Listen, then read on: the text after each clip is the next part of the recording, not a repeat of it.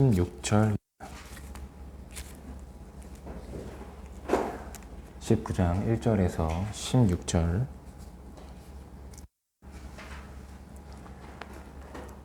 요한복음 19장 1절에서 16절 자, 다 같이 믿음으로 합독하겠습니다. 시작. 이에 빌라도가 예수를 채찍질하더라.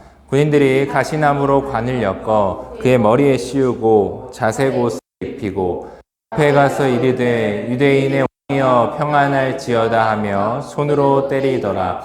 빌라도가 다시 밖에 나가 말하되 보라, 이 사람을 데리고 너희에게 나오나니 이는 내가 그에게서 아무 죄도 찾지 못한 것을 너희로 알게 하려 함이로라 하더라. 이에 예수께서 가시관을 쓰고 자색 옷을 입고 나오시니 빌라도가 그들에게 말하되 보라, 이 사람이로다 하매 대제사장들과 아랫사람들이 예수를 보고 소리질러 이르되 십자가에 못 박으소서, 십자가에 못 박으소서 하는지라. 빌라도가 이르되 너희가 친히 데려다가 십자가에 못 박으라. 나는 그에게서 죄를 찾지 못하였노라.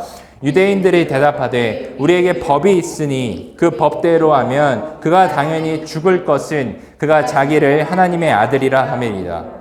빌라도가 이 말을 듣고 더욱 두려워하여 다시 관정에서 예수께 말하되 너는 어디로부터냐 하되 예수께서 대답하여 주지 아니하시는지라. 빌라도가 이르되 내게 말하지 아니하느냐. 내가 너를 놓을 권한도 있고 십자가에 못 박을 권한도 못하느냐. 예수께서 대답하시되 위에서 주지 아니하셨더라면 나를 해할 권한이 없으리니 그러므로 나를 내게 넘겨준 자의 죄는 더 크다 하시니라. 이러함으로 빌라도가 예수를 놓으려고 했었으나 유대인들이 소리질러 이르되 이 사람을 놓으면 가이사의 충신이 아니니이다. 자기를 왕이라 하는 자는 가이사를 반역합니다. 예수를 끌고 나서 돌판을 간 뜰 있는 재판석에 앉아 있더라.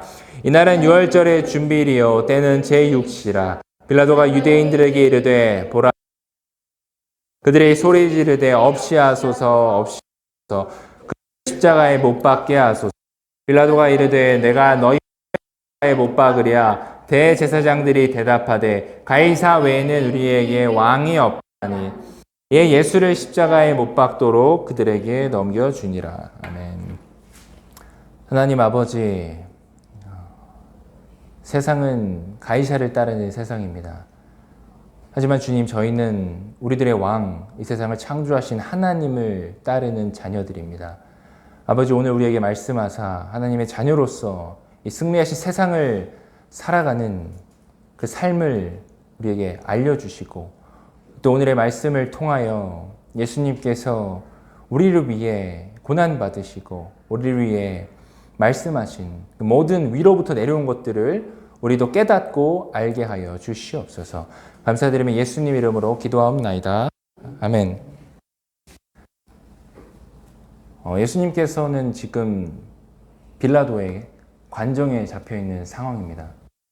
그리고 지금 밖에서 예수를 못 박으라고 함성을 지르고 있는 상황이죠. 이날은 유월절 준비일이고 이스라엘에게는 굉장히 중요한 절이에요. 예수님께서는 이 유월절에 우리를 위해서 십자가에 못 박히러 내려오신 분이십니다. 그리고 유대인들은 유월절이라는 그 중요한 날에 하나님을 위한 날인데 그 하나님의 아들이라고 한 자를 지금 죽이려고 하는 상황이죠.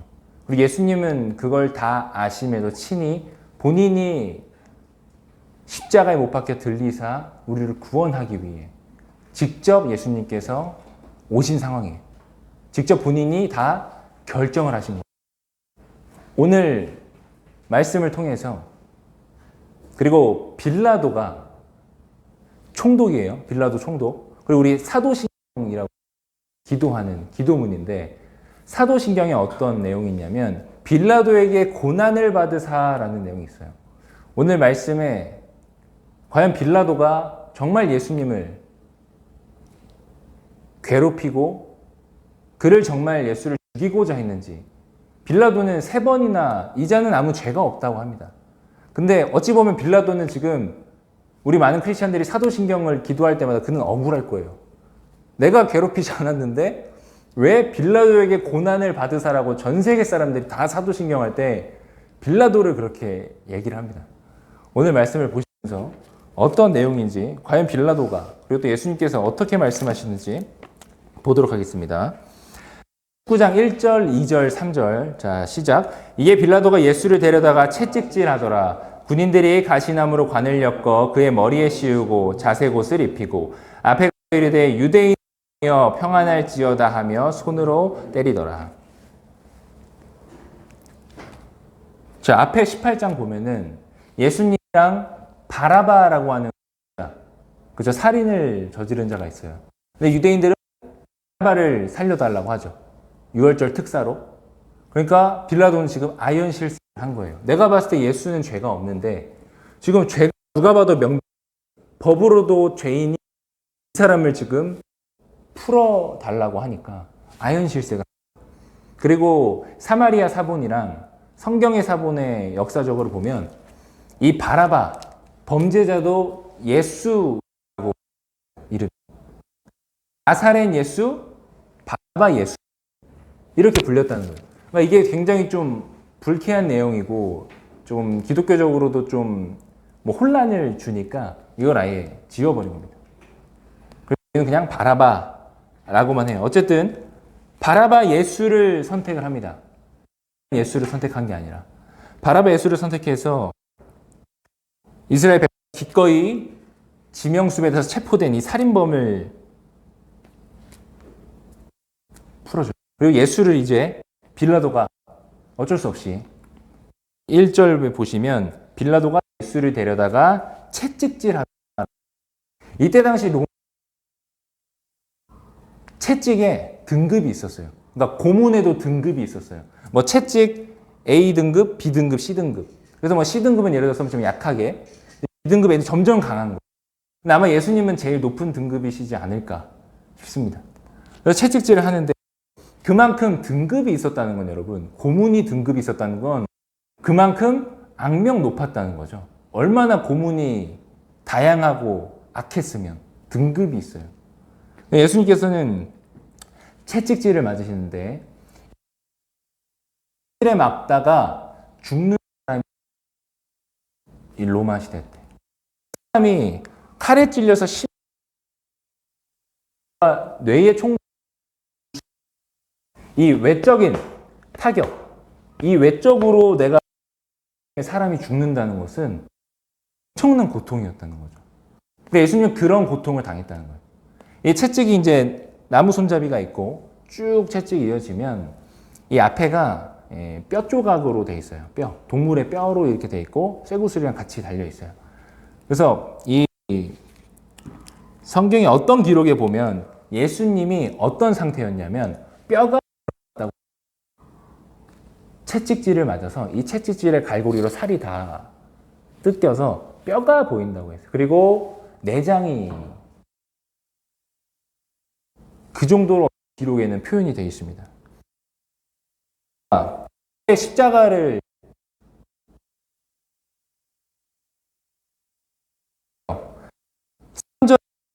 에 가서 이르되 유대인의 왕이여 평안할지어다 하며 손으로 때리더라. 그러니까 침을 뱉고 때리고 희롱을 해요. 그리고 가시로 관을 왕관처럼. 그래서 이걸 예수의 머리입니다. 긴 거는 최대한 30cm 정도라고 해요. 20에서 30cm. 그러니까 이게 머리에 쭉 누르면 그대로 통과하는 거죠. 그러니까 엄청난 머리. 그리고 두건으로 가려서 누가 때린지 모르게. 그게 극도의 사람이 앞이 안 보이면 공포심. 그런 고난의 상황이었어요. 근데 빌라도가 왜 예수를 그렇게 거의 사람이 반 죽을 정도로 채찍질을 했을까요? 왜 을 그렇게 했을까요? 십자가에 이르지 위해서요. 그러니까 빌라도가 십자가형을 안 치를 정도로 지금까지 채찍질로 유대인을 보여주기 위해. 그래서 19장 3절까지는 그렇게 고통을 주는 겁니다. 그리고 2절에 자색 옷을 입고 해요. 자색 옷은 뭐예요? 왕. 이 로마 시대 때 자색 옷은 왕의 색깔을 의미합니다. 그러니까 유대인의 왕이라고 했기 때문에 왕의 옷을 입힌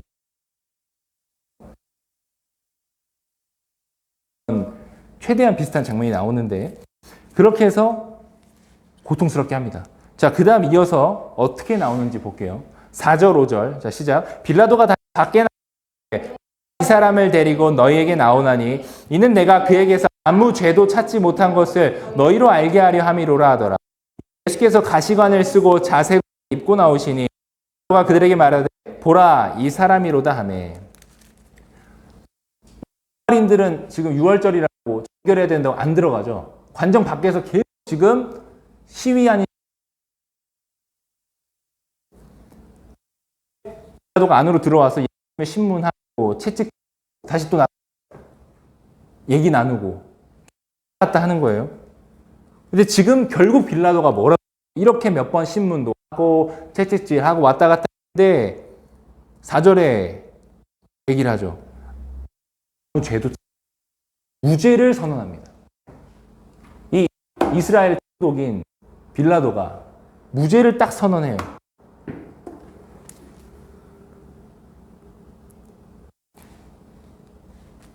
예수님의 몰골이 어땠을까요, 여러분? 예수님의 몰골은 뭐 말이 필요 없었겠죠.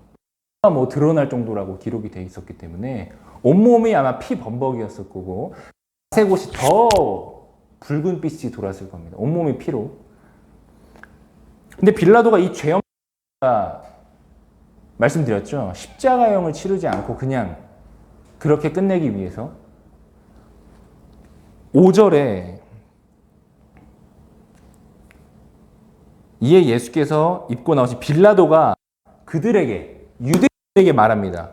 보라 이 사람이 예수님을 가리켜서 보라 이 사람이 뭐냐면 너희들이 그렇게 말하던 유대인의 왕이라고 하던 사람의 몰골을 봐라. 이게 지금 유대인이라고 하는 사람의 몰골이냐? 하고 약간의 그런 뭔가 동정심은 아니지만 이렇게 사람이 완전 거의 반 죽을 정도인데 이렇게 이런 사람이 너희들이 말하는 유대인 왕이냐? 그러니까 십자가형으로 해 이렇게 얘기를 하는 거예요. 지금 5절에 예수님을 지금 데리고 나와서 그리고 나서 이 빌라도가 도대체 이렇게까지 했는데 나를 이제 압박하는 이유가 뭐냐고 이 4절 5절에서 계속 설명을 하고 있는 거예요. 어땠을까요? 빌라도의 감정은 지금 아주 항의하듯이 얘기를 했죠. 유대인들에게 내가 무죄라고 선언을 했고 아무 죄가 없는데 왜 그러는 거냐 도대체. 이제 이렇게 이만하면 됐지 않냐 하고 경멸적으로 얘기를 합니다. 유대인들에게. 결국 나는 아무 죄도 찾지 못했다. 그냥 끝내려고 하는 거예요. 그러니까 3번 나는 얘기했다. 이 사람이 죄가 없다고. 그러니까 사도신경에 빌라도에게 풀어주려고 했는데 매일 사도신경으로 얼마나 엄청 억울할 것 같아요. 네. 자, 이어서 6절, 7절을 계속 보겠습니다. 6절, 7절. 대제사장과 아랫사람들이 예수를 보고 소리질러 이르되 십자가에 못 박으소서, 십자가에 못 박으소서 하는지라. 이르되 너희가 신이 되어 못 박아. 나는 그에게서 죄를 못하였노라. 유대인들이 대답하되 우리에게 법이 있으니 그 법대로 하면 그가 죽을 것은 자기를 하나님의 아들이라. 못 박으라고 계속 소리를 지르는 거예요. 그런데 빌라도가 너희들이 데려가라. 나는 죄를 못 찾겠다는데 왜 자꾸 십자가를 지라고 하냐. 그랬더니 이제 대제사장들이 그들의 진심이 이제 드러납니다. 그들의 진심이 드러나요. 7절의 마지막입니다. 그가 자기를 하나님의 아들이라.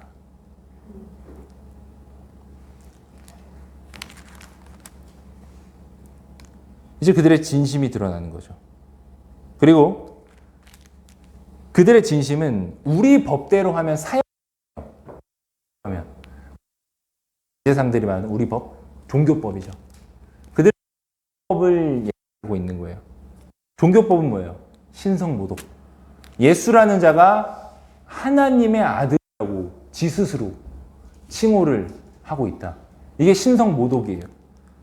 신성모독으로 사형에 처할 수 있어요. 그러니까 빌라도는 내가 봤을 때 이 로마법으로, 이 정치적인 법으로는 죄가 없다. 너희들이 해라. 했더니 유대인들이 우리 법엔 사형이다. 그럼 이제 진심을 드러내기 시작합니다.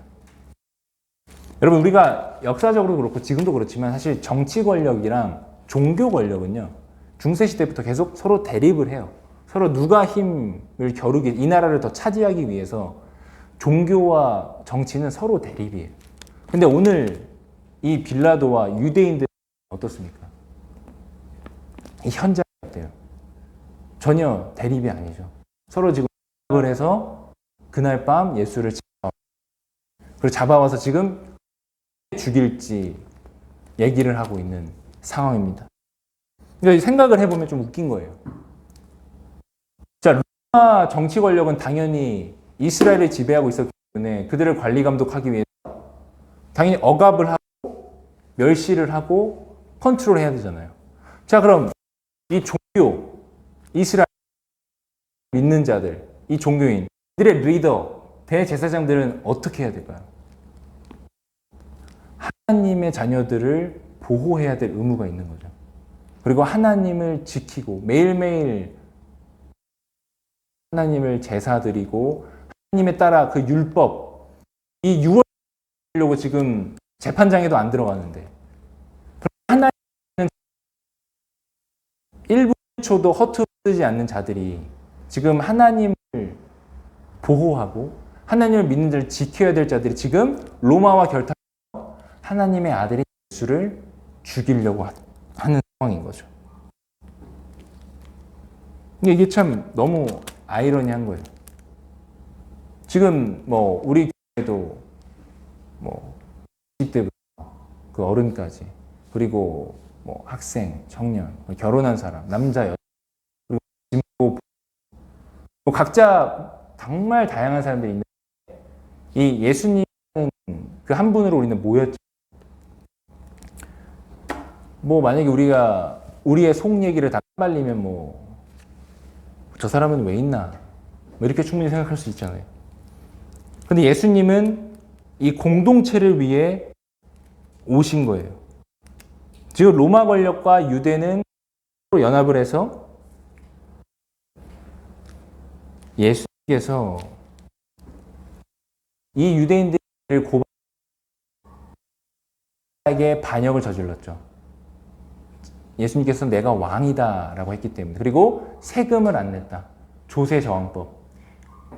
십자가형 딱 두 가지 모두 걸리게 예수님을 고발을 한 상황이에요. 그런데 빌라도가 이 유대인들이 로마법에 걸리는, 십자가형 걸린 두 가지 고발했는데 이 두 개 다 빌라도는 못, 죄가 없다. 그렇게 해서 지금 끝난 상황이에요, 원래는. 그런데 빌라도가 너희 법대로 하니까 신성 모독죄다. 갑자기 말을 바꾸는 거예요. 이게 얼마나 아이러니한 상황입니까? 얼마나 아이러니해요. 예수님이 고발한 이유가 왕이라고 했고 세금도 안 냈고 완전 가이사법을 어깁니다. 살인, 이거 십자가형입니다. 그래서 빌라도가 알았다 하고 조사를 해봤는데 십자가형은 할 게 없어요. 그래서 너희 법대로 해라. 너희들 원하는 게 어쨌거나 얘를 죽이는 거 아니냐. 그럼 신성 모독으로도 죽일 수 있다. 죽이라 이거예요. 근데 유대인들이 모독죄, 근데도 이들이 때리는 이유는 뭐예요? 이들은 십자가로는 못 죽여서 그런 거예요. 십자가형을 할 수가 없기 때문에. 이 유대인들은 무조건 이 예수라는 자를 십자가형을 쳐서 저주받은 자이기 때문에 지금 계속 때를 쓰고 있는 거예요. 신성 모독이라는 것도 또 붙여가지고 지금 그럼 신성 모독으로 해서 십자가형을 처해 주십시오. 계속해서 때를 쓰고. 이들이 때를 쓰는 게 예수님이 죄가 있어서인가요, 여러분? 아니죠. 있는 한 본인들의 이 기득권, 본인들이 가지고 있는 이 권력, 이것이 지금 흩어지고 권력이 없어질까 봐 불안감 때문에 예수를 죽이려고 하는 겁니다.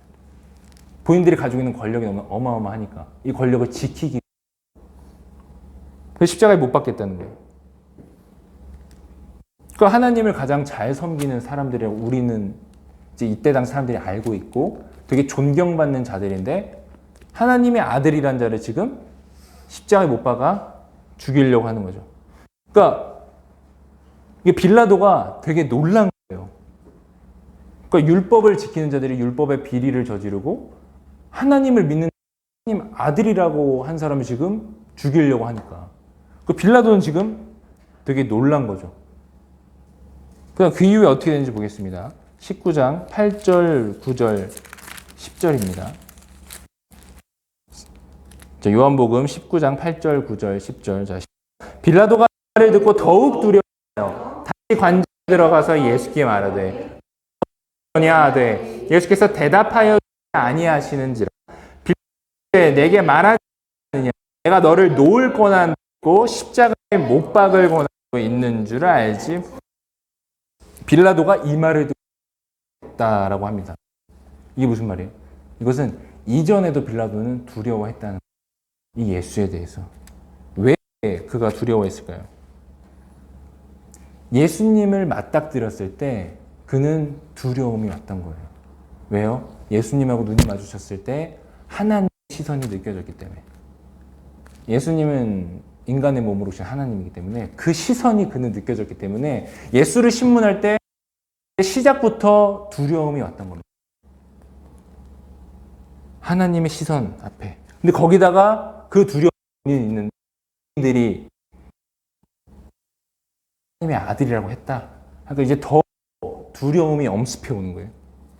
뭐 어쩌면 호기심도 좀 생겼겠죠. 아, 정말 이 자가 하나님의 아들인가? 나도 지금 막 뭔가 이 두려움과 불안감이 오고 있는데. 그래서 넌 어디서 왔냐? 이것은 뭔 뜻이냐면 너의 신 그 권위는 뭐냐? 그러니까 넌 어떤 신의 자식이냐라고 물어보는 거예요. 넌 어디로 왔냐 이게? 넌 누구 신의 이게 물어보는 거예요. 예수님은 9절에 뭐라고? 예수님은 대답을 안 하십니다. 예수님은 더 이상 말이 필요 없으실 때는 침묵하시는 분이에요. 왜냐하면 말해도 의미가 없기 때문에. 그러니까 빌라도는 좀 짜증이 났을 수도 있어요. 내가 너를 뭐든지 놓을 수도 있고 너를 죽일 수도 있는데 나는 너가 죄가 없다는 것도 안 되고 뭐 대답도 안 하고. 그러니까 빌라도는 지금 이러지도 저러지도 못하는 상황입니다. 유대인들이 지금 막 문 밖에서 압력을 저지르고 유대인 말 안 들으면 본인이 막 목숨이 위험할 것 같으니까. 근데 이후에 빌라도가 왜 어찌저찌 못하는지 그 배경을 제가 조금 이따 또 말씀을 드릴게요. 결국 빌라도는 본인 권력의 한계가 오는 거죠. 총독이라고 하지만. 그래서 예수님께서는 그 권력이 어디부터 비롯되는지 말씀을 해주십니다. 11절 보겠습니다. 시작. 예수께서 대답하시되 위에서 주지 아니하셨더라면 나를 해할 권한이 없으니 또 나를 내게 넘겨준 자의 죄는 더 크다. 그러니까 빌라도는 본인의 권력이 로마 황제로부터 임명을 받았죠. 유대 총. 그리고 가이사로부터 온다고 여기지만 예수님께서는 지금 11절에 네가 나를 해야 한다면 그 권력은 위로부터 온다. 그러니까 뭔 뜻이냐면 네가 나를 네 힘과 권력으로 해야 한다는 거예요. 네가 지금 나를 해야 한다면 그 해야 할 수 있는 권한과 권력은 위로부터 온다는 거예요. 그 위는 하나님이라는 거예요. 그러니까 나를 해야 할 수 있는 것도 하나님께서 허락하셨기 때문에 지금 내가 이 해함을 당한다는 거예요. 그래서 예수님께서 지금 말씀을 하시는 거예요. 그러니까 여러분 우리는 이 세상 지금 저와 여러분이 이 세상에 권력을 볼 때 우리는 이 말씀을 기억해야 된다는 겁니다. 모든 권력은 총구로부터 나온다. 이 말 중국의 초대 주석인 마오쩌둥이 한 말입니다. 그리고 독일의 철학자 한나 이렌트는 이런 말을 했어요. 총구로부터 오는 것은 권력이 아니라 폭력이다 라고 말을 했습니다. 사실 우리가 좀 부인하기는 어렵죠. 지금 러시아 우크라이나 전쟁 봐고 그리고 팔레스타인과 이스라엘 전쟁을 봐도 어때요? 폭력이 다 총구로부터 시작이 되죠. 총으로부터 시작이 돼요. 멈춰야 폭력이 끝날 텐데 지금 전혀 끝나지 않고 있는 상황이죠. 우리가 알아야 될 것은 우리의 생사, 우리의 죽고 사는 것을 쥐고 있는 것은 이 세상의 폭력과 권력과 힘이 아니라는 거예요. 바로 위로부터 왔다는 걸 우리는 기억해야 된다는 거예요. 우리의 생사도 위로부터 온다. 하나님께서 허락을 하셔야만 우리의 생사도 하나님께서 쥐고 있다는 거예요. 그걸 예수님께서는 지금 말씀하시는 거예요. 하나님께서 허락하지 않으면 저들이 나를 해할 수 없다. 나의 해함도 하나님께서 허락하신 것이다 라는 것을 지금 빌라도에게 예수님께서 직접 말씀하고 바로 우리의 믿음이라는 거예요. 예수님 우리에게 말하시는 그 믿음. 우리는 이 믿음을 기억해야 됩니다. 그러니까 여러분 우리가 막 억울한 일을 많이 겪잖아요. 억울한 일을 많이 겪으면 내가 왜 지금 이런 억울한 일을 겪어야 되나 하고 막 따지듯이 뭔가 하나님한테나 누구한테 주변 사람 따지는 게 아니라 우리가 핍박받고 박해받는 건 이유가 없지 않다는 거예요. 그것은 하나님께서 허락하신 일이라는 거예요. 우리가 지금 억울한 것은. 근데 그 이유를 우리는 알 수가 없죠. 하나님이 허락하신 거에 대해. 그렇기 때문에 우리가 왜 주님, 내가 지금 이 억울한 일을 왜 허락을 하셨나요? 라고 물어봐도 오늘의 예수님의 반응처럼 예수님의 대답을 우리가 얻을 수는 없죠. 침묵하신다는 겁니다. 그리고 그때 물어봐야 될 것은 뭘까요? 나한테 왜 이런 고난을 주셨습니까? 하고 따지는 게 아니라 주님, 그렇다면 이 고난을 어떻게 견뎌야 될까요? 물어봐야 되는 것이 우리의 믿음이라는 거죠.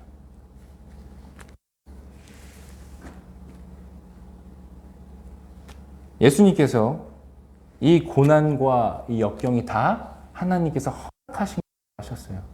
그러면 11절을 다시 돌아가서 보시면 예수님께서 후반부 보세요. 나를 내게 넘겨준 자의 죄는 더 크다.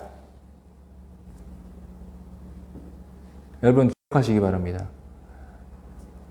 여러분한테 어떤 억울한 일이 있고 불법적인 일로 내가 모함을 당하거나 힘이 들더라도 다 하나님께서 셈하고 계신다는 것을 바랍니다. 우리가 어떤 힘듦과 억울함이 있더라도 하나님께서는 우리가 당한 거를 다 세고 계신다는 거예요. 우리 아버지 하나님께서. 오늘 예수님께서 11절에 나를 넘겨준 네 죄가 더 크다라고 말한 건 뭐냐면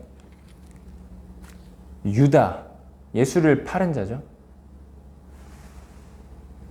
나를 넘겨준 유다의 죄는 있고 빌라도 넌 죄가 없어가 아니라 빌라도 너도 죄를 지은 거야 라고 하시는 거예요.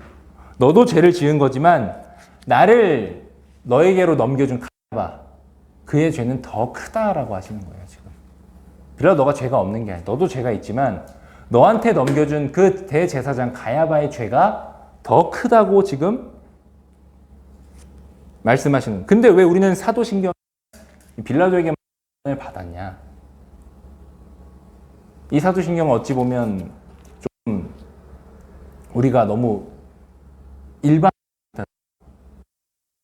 계속 달달달 외우고 우리가 성경에 대한 이런 게 없으면 빌라도한테 예수님이 정말 일방적으로 괴롭힘을 당하셨고 너무나 힘드셨겠다. 좀 오해의 소지가 있다는 거예요. 물론 저는 지금 여러분 빌라도를 변호하러 나온 건 아닙니다. 빌라도를 변호하러 나온 건 아니고 정확하게 여러분께 말씀을 드리고자 하는 거예요. 좀 비겁하죠. 빌라도는. 근데 빌라도는 왜 지금 못하냐? 그 권한이 지금 자기한테 있다고 생각을 하는 거예요. 그렇기 때문에 지금 내가 예수를 지금 놓을 수도 있고 안 놓을 수도 있고 그러니까 본인 스스로 내 권력을 정의하고 있기 때문에 지금 불안한 거예요. 고린도전서 15장 10절을 잠깐 보겠습니다. 앞쪽으로 좀 더 가시면 사도 바울이 이런 말을 합니다. 15장 10절. 이 위로부터 온다는 거에서 사도 바울도 깨달은 거예요. 성령님께서 알려주신 15장 10절. 그러나 내가 나된 것은 하나님의 은혜로 된 것이니 내게 주신 그의 은혜가 헛되지 아니하여 내가 모든 사도보다 더 많이 수고하였으나 내가 한 것이 아니요 오직 나와 함께 하신 하나님의 은혜로다. 그 사도 바울은 우리가 경험한 은혜라는 것이 다 것은 위로부터 나왔다는 거예요. 내게 주신 모든 것이 다 위로부터 나왔다고 얘기하는 거예요. 깨달은 사람만 하나님의 은혜를 경험할 수 있다고. 그리고 마치 우리 삶이 그냥 내 것처럼 살아가는 삶이면 뭐 무슨 은혜가 있겠어요? 내 삶은 뭐 내가 원하는 대로 살아가면 뭐 하나님의 은혜가 전혀 없죠. 내가 가지고 있는 소유가 뭐 내 거라고 하나님에 대해 뭐 감사가 뭐가 있겠어요? 다 내 건데 내가 이룬 건데 뭐 감사가 나오겠어요? 감사가 나오지 않겠죠. 그냥 다 모든 게 다 내 거라고 생각을 하면. 그런데 우리가 나는 아무 조건이 없지만 아무 자격도 없지만 하나님께서 일방적으로 나에게 은혜고 부어주신 축복이구나 라는 하나님께서 그걸 부어주신다는 거죠. 그리고 하나님께 감사가 나온다는 겁니다.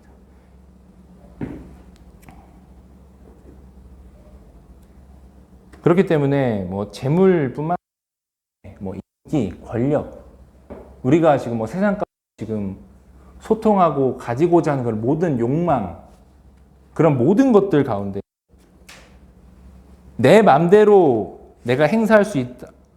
그게 아니라는 거예요. 그분의 뜻에 합당하게 사용되어야 한다는 것을 지금 예수님께서는 말씀해주고 계신 겁니다. 이어서 요한복음 19장 12절 본문을 계속해서 볼게요. 이제 예수님께서 말씀을 하시고 위로부터 온 거다라고 했습니다. 아니면 해야 할 권한이 없다고 했어요. 너희들 마음대로 해야 할 권한이 없다고 했어요. 그리고 나를 네게 넘겨준 바의 죄는 더 크다. 이러한 사람을 놓으려고 힘썼으나 유대인들이 소리질러 이르되 사람을 놓으면 가이사의 충신이 아니니이다. 자는 가이사를 반역하는 것입니다. 자, 가이사라는 말이 뭡니다. 12절에 가이사가 무슨 말이냐면 황제라는 뜻이에요. 그러니까 가이사를 황제라는 뜻이에요. 황제, 이 세상을 잡고 있는 황제를 배반하는 거라고 합니다. 로마 황제의 칭호가 가이사예요. 그러니까 예수님이 가이사의 것은 가이사라는 말이 로마 황제는 로마 황제 거는 로마 황제에게 말씀하시는 겁니다. 그러니까 유대인들이 당신은 가이사의 충신이 아니야 라고 계속 말을 하는 거예요. 그러니까 빌라도가 예수님을 놓아주려 할수록 당신은 가이사의 충신이 아니야. 이것을 직역하면 뭐냐면요. 당신은 황제의 친구가 아닙니다. 라고. 실질적으로 이 당시 황제가 누구였냐면요. 티베리우스라는 황제였어요. 이때 당시 가이사는 티베리우스 가이사였어요. 이 사람이 2대인가 3대인데 이때 당시 빌라도가 여전히 총독이었어요. 근데 사이가 안 좋았습니다. 이 총독 빌라도는 황제랑 안 좋았어요. 자신의 직속 상관이죠. 황제랑 사이가 안 좋아서 빌라도 총독을 지원하는 세력도 이 황제가 쫓아낸 적도 있어요. 그리고 유대인들이 황제 로마에 찾아가서 빌라도에 대한 이런 불평 불만을 상소문으로 한 적도 있습니다. 그러니까 빌라도는 지금 굉장히 황제 눈치도 당연히 받고 유대인들의 눈치를 안 볼 수가 없는 거예요. 이미 본인이 유대인들한테 한번 황제에게 본인을 고자질한 일도 있었기 때문에 황제하고도 사이도 안 좋고. 그러니까 지금 빌라도는 완전 쫄려 있는 상태인 거예요. 내가 권력을 잊지만, 예수를 죽이고 살리고자 하는 결정권이 있지만 이 결정권이 내 마음대로 할 수 있는 게 아니에요. 그래서 지금 빌라도는 좌불안석인 거죠. 그래서 그들이 죽이라고 고함을 지를 때마다 아마 철렁했을 거예요. 아, 그 다음 또 무슨 말이 나오려나? 또 오히려 나를 지금 또 뭐 황제에게 얘기하려고 하나? 그러진 않을까? 엄청난 빌라도는 속에서 불안감이. 왜냐면 예수를 처벌 안 하는 것은 가이사를 반역하는 거라고 하니까. 이때 당시도 반역죄는 바로 사형입니다. 그러니까 얼마나 지금 빌라도는 마음이 졸였겠어요. 예수를 처형 안 하면 내가 지금 내 목숨이 위태로운 상황인데. 그러니까 예수님과 유대인들 사이에서 빌라도는 지금 끼어 있는 상황이에요. 아니, 역으로 봐도 예수는 죄가 없는데, 무죄인데. 그렇다고 내가 무죄를 선언한다 해도 이 유대인들 가만 안 보고. 그래서 좀 무마하기 위해서 거의 죽여놨는데, 채찍질로. 그런데 전혀 지금 어찌 보면 좀 불쌍한 그런 입장이 된 거죠. 이어서 13절, 14절을 계속 보겠습니다. 이렇게 빌라도가 13절, 14절 시작. 빌라도가 이 말을 듣고 예수를 끌고 나가서 돌을 깐 뜰에 있는 재판석에 앉아 있더라. 이날은 유월절의 준비일이요 때는 제6시라. 유대인들에게 이르되 보라 너희 왕이로소이다. 들락날락 하다가 유대인들한테도 이제 신문에 물어보고 예수 채찍질해서 신문하다가 이제는 재판장에 딱 앉은 거예요. 이제 진짜 다 공식적인 재판 자리에 앉은 거예요. 이제 할 때가 온 거죠. 그런데 이때 재판장에 딱 앉아서 이제 예수를 이제 어떻게 해야겠다 하는데 빌라도의 아내로부터 쪽지가 옵니다. 그 쪽지 내용을 한번 볼까요? 마태복음 27장 19절입니다.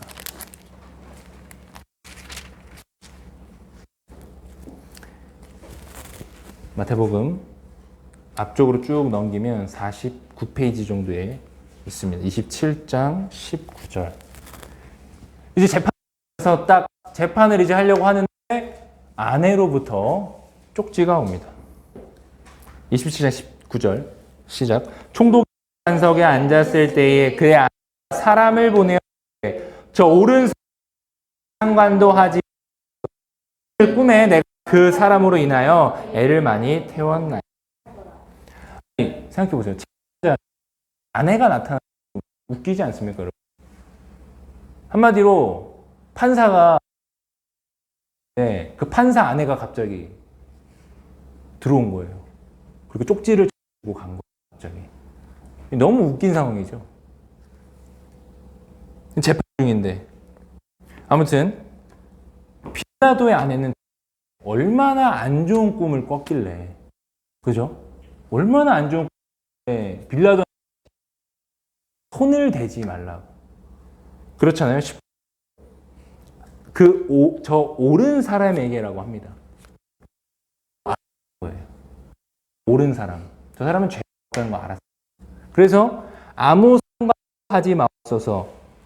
오늘 꿈에 내가 그 사람으로 인하여 애를 많이 태웠다는 거예요. 얼마나 좋지 않은 꿈을 꿨길래 이분께 절대로 손을 말라. 이런 얘기를 하겠어요. 그 아내까지 반응을 보이니까 빌라도는 진짜 완전 멘붕이 왔을 거예요. 그러니까 완전 사면 초과한 거죠. 이러지 저러지도. 그리고 이날 6월절 준비일이라고 얘기를 합니다. 제6시다라고 해요. 요한 19장에 보면은. 그러니까 6월절은 잔치이기 때문에 양을 잡아야 돼요. 모든 가정집이 다 양을 잡으니까 완전 정신이 없는 거예요. 그래서 아침 일찍부터 양을 잡으라고 해요. 그래서 요한이 제6시라고 표현한 것은 뭐냐면 이때 당시 정신이 없었음을 말해주고 있는 거예요. 양 잡고 온 이스라엘이 정신이 없어요, 지금. 근데 예수님께서는 이 이스라엘이 하나님께 제물을 바치기 위해서 제물을 잡는 이 시간에 예수님 어떤 결정을 하셨습니까? 스스로 제물이 되기로 결정을 하셨던 거예요. 내 스스로. 그리고 그 6월절에 제물이 되기 위해 예수님은 오신 겁니다. 그래서 빌라도가 유대인들에게 너희들이 못 받고자 한 이유니 아니야. 이랬더니 그들이 뭐라고 고함을 지릅니까? 19장 15절 본문을 보겠습니다. 19장 15절. 자, 시작. 그들이 소리 지르되 없이 하소서 없이 하소서 그를 십자가에 못 박게 하소서. 빌라도 내가 너희 왕을 십자가에 못 박으랴. 대제사장들이 대답하되 가이사 외에는 우리에게는 왕이 없다. 그들이 너희들의 왕이다 하자마자 경기를 일으키고 고함을 지르기 시작합니다. 말이 고함이지 완전 뭐 개판 5분 전이었을 거예요. 다들 막 난리도 아니었겠죠. 그러니까 없이 하소서 이 말은 뭐냐면 그러니까 사실 성경은 점잖게 번역한 겁니다. 없이 하소서 이 뜻이. 왜냐면 이제 텍스트로만 설명을 해야 되니까 이 현장을. 없이 하소서는 그냥 점잖게 번역을 한 거고 죽여라! 다른 게 아니라 그냥 빨리 죽여라 얘를. 뭐 지금 부연 설명할 거 없고 빨리 죽이라고 그냥 이 말만 계속해서 빨리 죽이십시오 총독님 하고 고함을 계속 지르는 거예요. 그래서 빌라도가 이 재판장에서 이제 마지막으로 물어보죠. 15절에 너희들의 왕이라고 하는 이 왕을 그럼 십자가에 못 박냐? 마지막으로 물어봅니다. 그때 빌라도가 정말 상상도 못한 대답을 듣죠. 15절에 뭐라고 합니까? 가이사 이외에는 우리에게는 왕이 없습니다 라고 합니다. 그러니까 로마 황제의 우리에게는 왕이 없다고 해요. 이 하나님의 종이라고 한 대제사장들과 유대 종교 지도자들이 합심해서 한 마음으로 한 목소리로 얘기한 거예요. 보십시오. 어떻게 하나님 한다고 한 그들이 그토록 열심을 다했던 대제사장들과 유대 종교 지도자들이 이렇게 말을 할 수 있을지. 가이사 외에는 우리에게는 왕이 없다.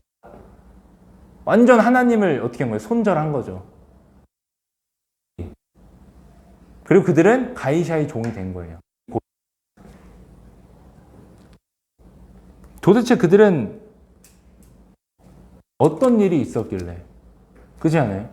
이 대제사장들과 유대인들은 어떤 일이 있었길래 배반하고 가이사를 왕으로, 가이사 외에는 왕이 없습니다 할까요? 이라도 여러분, 이 하나님을 왕이라고 생각을 했으면 이 말이 나올 수 있었을까요? 한 번이라도 생각했다면 아마 이 말은 쉽게 나오지 않았을 거예요. 아무리 분위기에 휩쓸렸다고 해도. 근데 이 대제사장들과 유대 종교 지도자들이 이런 행동을 할 거라고 예수님은 알고 있었습니다. 미리 말씀을 해주세요. 요한복음 8장 33절, 34절에 앞으로 조금만 넘기시면 돼요.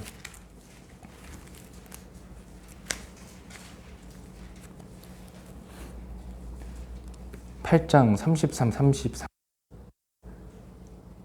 시작. 그들이 대답하되 우리가 아니라 암의 종이 된 적건을 어찌하여 우리가 자유롭게 되리라 하느냐. 예수께서 대답하시되 진실로 진실로 너희 이르노니 죄를 범하는 자마다 죄의 종이다. 그러니까 그들은 이미 죄를 범하는 때마다 종노릇을 해. 그러니까 그들은 죄의 종노릇을 하기 때문에 한 번도 하나님의 종으로 살아본 적이 없는 사람들이라는 거예요. 그걸 예수님이 지금 말씀하시는 겁니다. 여러분, 우리가 지금 매일 여러분 각자 성경도 보고 우리가 지금 성경 통독하잖아요. 하고 주일날 이렇게 교회도 나오고. 근데 이런 걸 한다고 해서 여러분 우리가 주의 자녀가 되는 게 아니에요. 그리스도의 사람이 된 게 아니에요. 여러분 짜장면 매일 먹는다고 됩니까? 아니죠. 스시 매일 먹는다고 일본 사람 돼요? 아니잖아요. 똑같은 거예요. 우리가 이들이 가이사 외에는 왕이 없습니다. 이 빌라도는 이 두려워한 까닭은 자기 자신에 나는 충성한 불안한 거예요. 그래서 지금 빌라도는 예수를 풀어주냐 마냐 이것 때문에 사는 게 아니에요. 내가 예수를 풀어주냐 마냐가 빌라도는 고민거리가 아니에요. 그럼 뭐냐면 내가 안전을 택할 건지 아니면 위험을 택할 건지 이게 지금 빌라도는 고민인 거예요. 뭐 예수 중요하지 않아요. 내 지금 권력과 내가 쥐고 있는 게 중요한 거예요. 예수라는 인물이 다른 인물로 바뀌었어도 빌라도는 똑같을 거예요. 지금 고민인 거예요. 그렇다면 대제사장은 뭐가 고민일까요? 바로 본인들의 안전과 권력이죠. 똑같습니다. 뭐 대제사장들은 본인의 권력, 안전만 지킬 수 있으면 뭐 가이샤, 하나님의 왕, 뭐 어쩌고 저쩌고 이런 거는 대제사장들은 아주 필요가 없는 거예요. 그냥 그것은 본인들이 이용할 수 있게 본인들이 하나님을 이용하는 겁니다. 그래서 본인들의 삶과 권력과 힘을 지키기 위해서 예수를 목 박으라는 거예요. 이게 종교인 실상이라는 겁니다, 여러분. 그래서 이들은 종교적인 내가 종교 권력을 좌지우지할 수 있는 이스라엘의 엄청난 힘을 놓치지 않기 위해서, 왜냐하면 예수가 살아있으면 놓칠 수 있거든요.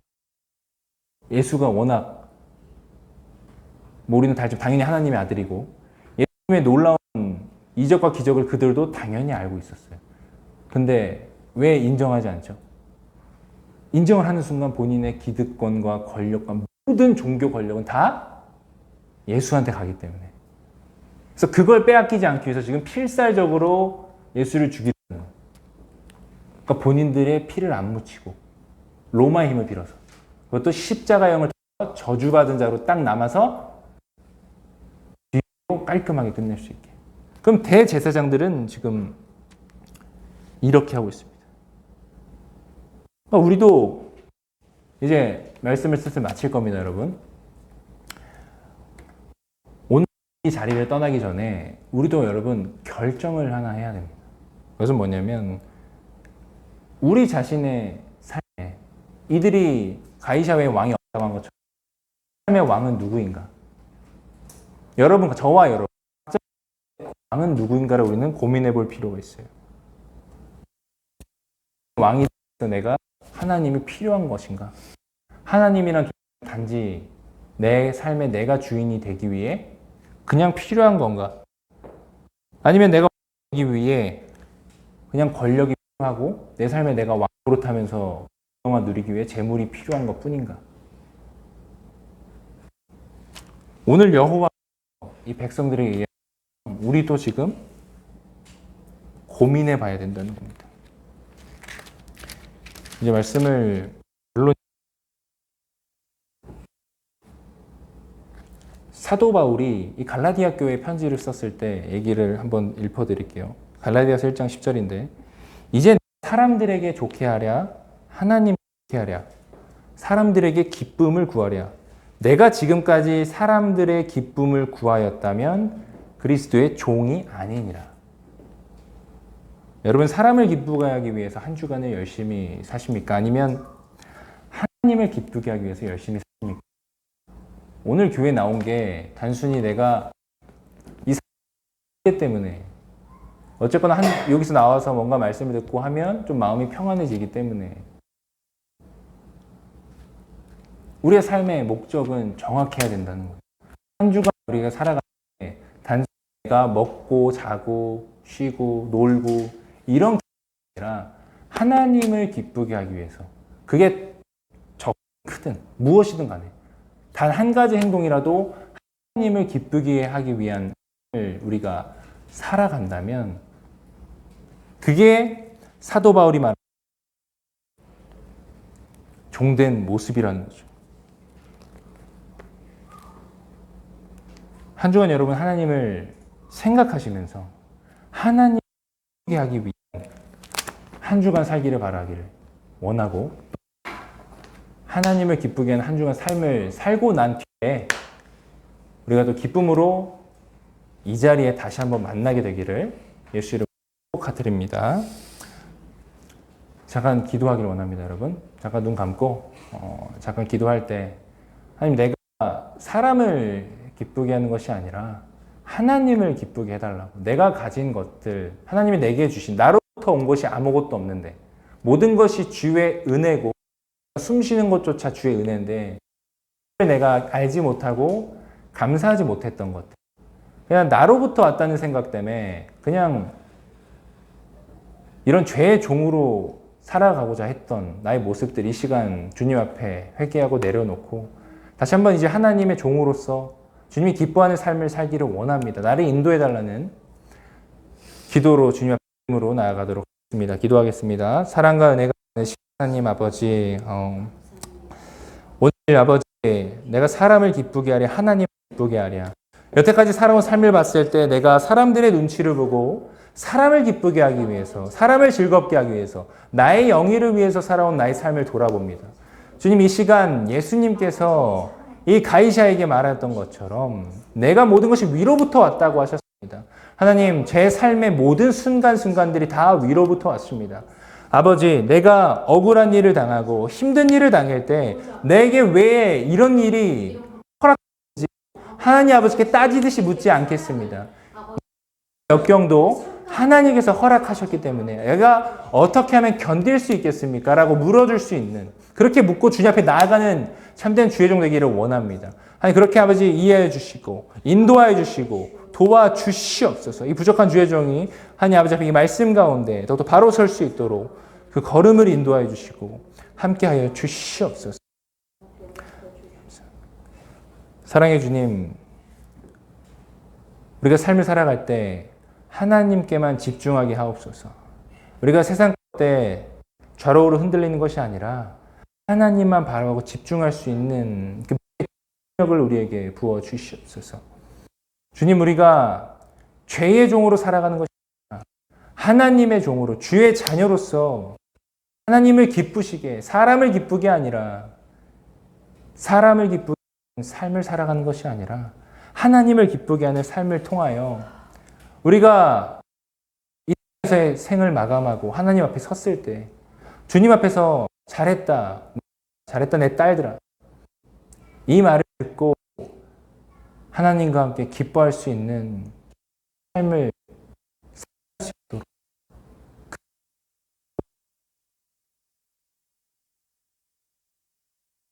그 베푸사 하나님 앞에 영광된 자로서 이들처럼 아버지, 이들의 권력과 내가 놓고 싶지 않은 재물과 나의 힘과 그걸 파는 게 아니라 나의 재물과 나의 권력과 나의 힘, 나의 세상 다 위로부터 왔다는 걸 인정하게 하시고 그 모든 것이 소용없음을 입술로 고백하게 하셔서 그래야 하나님이 기뻐 받아 주옵소서. 감사드리며 예수님 이름으로 기도하옵나이다. 이제는 예수 그리스도의 그 피 흘린 우리 향한 그 은혜와 영원한 그 사랑과 성령님의 함께하심, 삶의 인도하심이 오늘 이 자리에 주의 자녀로서 죄의 종이 아니라 하나님의 종으로 하나님의 영광 받고 하나님의 삶을 살기로 작정하고 결정한 모든 그리스도의 자녀들 교회 함께 계신